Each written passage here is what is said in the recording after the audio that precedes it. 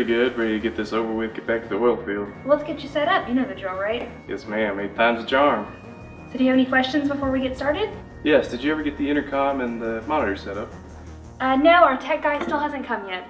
Go ahead and get the machine when you're ready.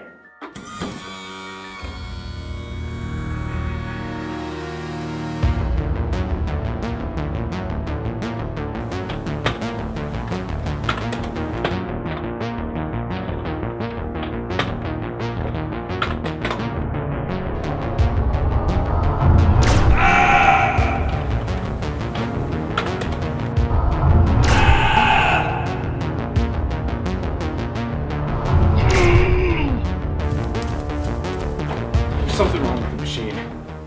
Let's try that again.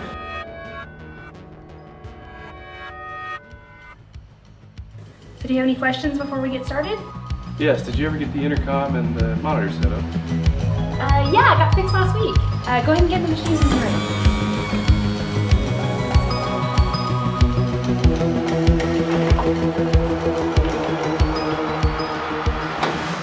The unfortunate chain of events started here. If the monitor had been working, Mary Beth would have been able to see Ray in the machine. If the intercom had been working, Mary Beth and Ray would have been able to communicate with one another. Ray, can you hear me? I'm about to start. Yes, ma'am. The next error occurred when Mary Beth went to set the machine. Instead of hitting the E key to activate the electron beam mode, Mary Beth accidentally hit the X key, which activated the X-ray mode. Mary Beth quickly realized her mistake and corrected it.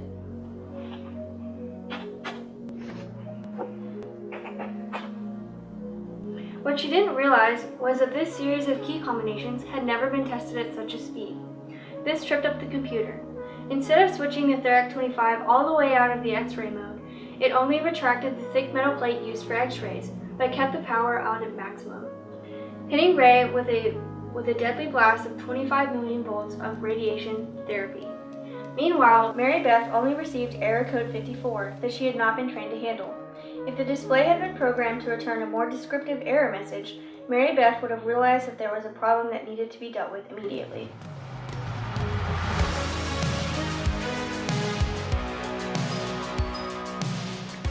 Welcome back to this week's episode of Ergonomic Issues Set Research to Sun.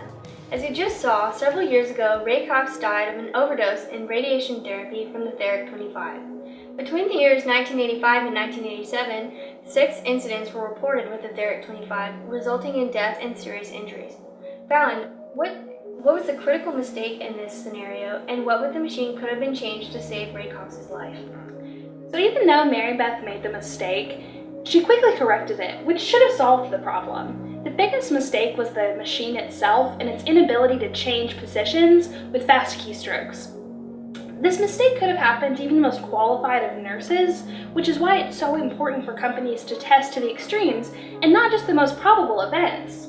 Additionally, there should have been some sort of error message inside the machine, which is a type of auditory display, so that Ray could have escaped before something bad happened.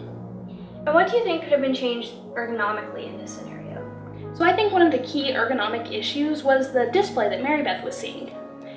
The error message she was receiving from the Therac 25, error code message 54, was not a universally known error message, so she should have had proper training or a reference to understand how to solve this problem. Additionally, the Therac 25 and the nurse running it were too far away.